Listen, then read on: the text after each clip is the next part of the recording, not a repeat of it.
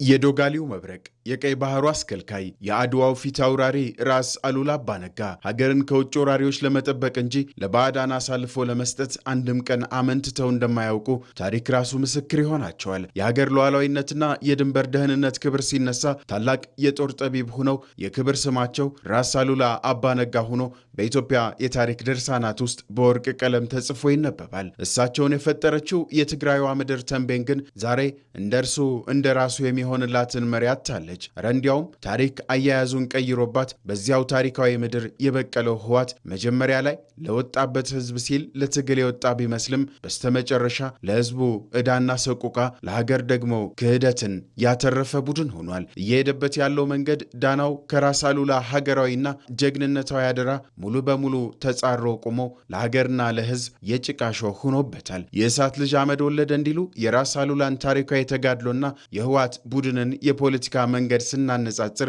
የዚህ አገላለጽ እውነተኛ ማሳያ ሆኖ እናገኘዋለን። ራስ አሉላ ከመረብ ወንዝ ባሻገር እስከ ምጽዋ ዘልቀው ቀይ ባህር የኢትዮጵያ ድንበር ነው በሚል ጽኑ እምነት የጣሊያንን የግብፅንና የሱዳን ማህዲስቶችን ወረራ በጽናት መክተዋል። የሀገርን ሉዓላዊነትና አንድነት ለማስጠበቅ በደማቸው ተዋግተው ሀገርን አስተላልፈዋል። ይህኛው የደም ነጋዴዎች ስብስብ ህገወጡ ቡድን ህዋት ደግሞ በተቃራኒው ከተመሰረተበት ጊዜ ጀምሮ የሀገርን ታሪካዊ መሰረቶችና አንድነትን የሚያፈርሱ ስልቶችን በመቀየስ የሀገር መከላከያን ይበትናል። የሀገርን ድንበርና የባህር በር ጥቅሞችን አሳልፎ በመስጠት ጭምር ከውጭ ጠላቶች ጋር በመተባበር የሀገርን ርስት አሳልፎ የሚሰጥ ቀጥተኛ የባንዳነት ተግባር አራማጅ ሆኖ ተመዝግቧል። ራስ አሉላ አባ ነጋ ለሀገር ነጻነት ሲሉ እሳት ሆነው ወራሪዎችን እንዳላቃጠሉ ሁሉ ከነዚያ ታላላቅ ጀግኖች ምድር የበቀለው የህዋት ቡድን ግን የጀግኖችን አደራ ጥሎ የሀገርን ጥቅም ለባንዳ አሳልፎ በመስጠትና የውስጥ አንድነትን በመሸርሸር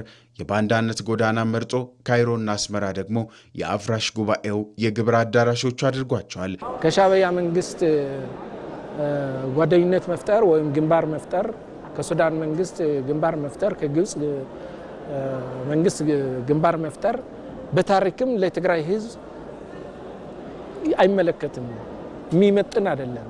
የትግራይ ህዝብ ታቃለና አሉላ አባ ነጋ እና አፄ ዮሐንስ 6 ጊዜ ለግብጾች፣ ለቱርኮች፣ ለጣሊያኖች፣ እንግሊዞች 6 ጊዜ ውጊያ አድርገዋል፣ ቀይ ባህርን ለመጠበቅ፣ የኢትዮጵያ አንድነትን ለመጠበቅ። ስለዚህ ታሪካችን አናራክስም፣ ማንነታችን አናራክስም። እኛ ኢትዮጵያውያኖች ነን። ኢትዮጵያውያኖች ሆነን እንደገና ጠላቶቻችን ሲወግን የነበሩ ሲያዋግን የነበሩ እነሱን ደግፈን ከነሱ መቆም ማለት ውርደት ነው። እሳት የነበሩት የትግራይና የኢትዮጵያ ጀግኖች ሀገርን ሲገነቡና ሲያስከብሩ፣ ቡድኑ ግን ያንን እሳት አጥፍቶ ወደ አመድነት የቀየረ የሀገርን የድል ታሪክ ያበላሸ ስብስብ ሆኗል። ወትሮም ቢሆን ቡድኑ የተራ ሽፍትነት ተግባሩን ሊፈጽም እንጂ በራስ አቅም መቆም የማይችል በሌሎች ኃይሎች ተንጠልጥሎና ታዝሎ ወደ ስልጣን ለመምጣት የሚፈልግ የተላላኪዎች ስብስብ ነው። ይህንን የላኪና የተላላኪ ትስስር ስንገልጠው የህዋት ቡድን ለውጭ ኃይሎች ያደረ የራሱ ህልውና የሌለው ነገር ግን የግብፅና የሻዕቢያ የጥፋት ተልዕኮ ኢትዮጵያ ውስጥ ለማስፈጸም የተሰለፈ ጨካኝ ግን ተራ ጉዳይ አስፈጻሚ ሆኖ እናገኘዋለን። ታዝሎ የመምጣት ህልም ያለው ይህ ቡድን በተለያዩ ሚስጥራዊ ስብሰባዎቹ ላይ እነ ግብፅ እሽሩሩ ብለው አዲስ አበባ እንደሚያስገቡትና ስልጣን ላይ እንደሚያወጡት ሲያለም ይሰማል። ይህ ግን የህልም እንጀራ ነው። ትግራይ ጦርነት እንዲፈጠር ሰፊ ፍላጎት አለ። እምቢ ያልንበት ምክንያት ትርፍ የለውም ብለን አሁንም ለሰላም በራችን ክፍት ነው፣ ለንግግር በራችን ክፍት ነው። መወያየት የምንፈልገው ሰላም ማምጣት የምንፈልገው በእኛ በኩል ትተን ተጎርተን ለትግራይ ሰላም ከመጣ ፍላጎታችን እሱ ነው። በፍጹም አትጠብቁ። ድልና ቲፒኤልኤፍ አራምባና ቆቦናል።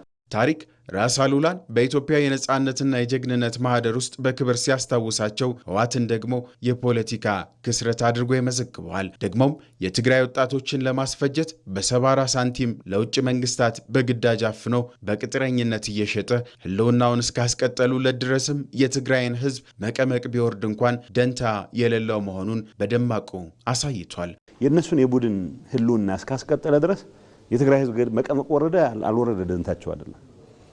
ይህንም ብለው በግምት አይደለም። ኤቭሪ ስቴፕ ኦፍ ዘ ዌይ ዛምራው ውስጥ ነው የነበርኩት።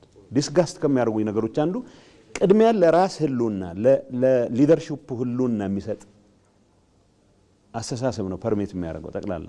ዛሬ ላይ ትግራይ የጦርነት አውድማ እንድትሆን ጭምር የውጭ ኃይሎችን ስቦ ለማስገባት የማይፈነቅለው ድንጋይ የለም። የኢትዮጵያ ቁመና ግን ሕዝቧንና ደህንነቷን የመጠበቅ አቅሟ በአስተማማኝ ቁመና ላይ ነውና ቡድኑ ከቁም ቅዠት በስተቀር አንዳች የሚያመጣው አይኖርም። የትግራይ ሕዝብ ሀገር ወዳድና ሰላም ፈላጊ እንጂ በጥፋት ቡድኑ አፋኝ አዋጆች የሚንገላታበት አቅምም የለውም። እንደ ተራ የመንደር ጎረምሳ እፍኝ በማይሞሉት የቡድኑ ጦር ሰባቂ ሽፍቶች ተመርቶ በሀገርና በሕዝብ ላይ እየፈጸመ ያለው ክህደት ግን ታሪክ ይቅር የማይለው ጥቁር መዝገቡ ነው። የፕሪቶሪያ ሰላም ስምምነት ጥሶ የፈረሰ ህገወጥ ቀድሞውንም ህገወጥ በፕሪቶሪያ ሰላም ስምምነት የፈረሰ ምክር ቤትን ጠርቶ የደብረጽዮን የሽፍታ መንግስትን አቋቁም ያለው ስል ትይዩ መንግስት በኢትዮጵያ ላይ ፈጠራ ያለው ሲል ከህግ ውጪ ዓለም ቆሞ ሊያይ አይችልም። የሽፍታ ቡድን በዚህ አሳፋሪ ምግባሩ አሁን ያለባቸው ጎሬና ዋሻዎች ሳይቀሩ ለፍትህ አደባባይ ነገ መስካሪ ሆነው ማቅረባቸው አይቀሬ ነው።